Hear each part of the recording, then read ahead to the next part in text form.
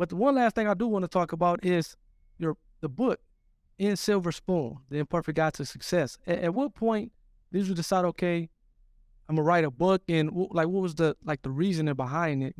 This came out in January of 2020. So I guess at what point did you kind of make that decision? Like, okay, I need to get this message out there, and a book is the best way to do that. Yeah, I always loved personal development books, Yeah, self-development books in terms of the monk told us Ferrari, Think and Grow Rich, yeah, 4,000 Weeks. I just got done reading, which is a really good book. So I've always loved books like that that can just, give you a different perspective and make you think. And after I left Denver, I signed with the Chicago Bears, and it's not mentioned in my bio because I didn't play any games there. But I thought at that point that I had life figured out and I had the league figured out, and I didn't go into the Chicago season with the same hunger. hmm, And after training camp, I got cut. My now wife at the time, but girlfriend at the time, had just moved to Chicago with me, and now I have no job. And you don't know when the next team is going to call and pick you up.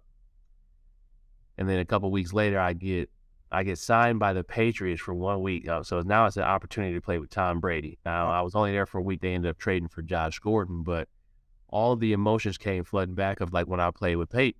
right, Like, this is an opportunity for you to play with one of the greatest. If you get on the same page as them, you can do anything and your career can go anywhere.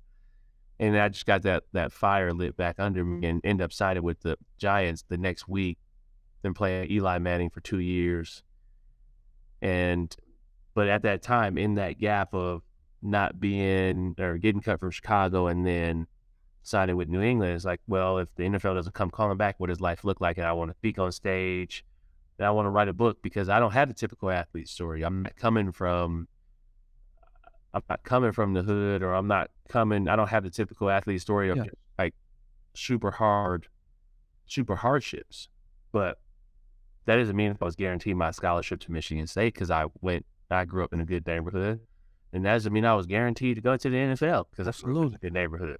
yep, So I wanted to share that story of like the principles of success, but then also the friends like I have of the Darquez Denards, the Draymond Greens, and especially my brother who had shown me trials in terms of he had 6 knee surgeries before he graduated high school, and he still made it to play professionally overseas basketball, 4-time captain at Central Michigan, broke the assist record. But how do you handle how do you handle adversity? How do you handle success?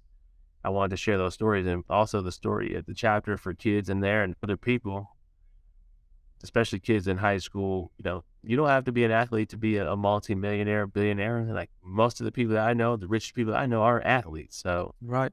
I wanted to share that story in terms of the educational piece and getting their education. So that's where it came from.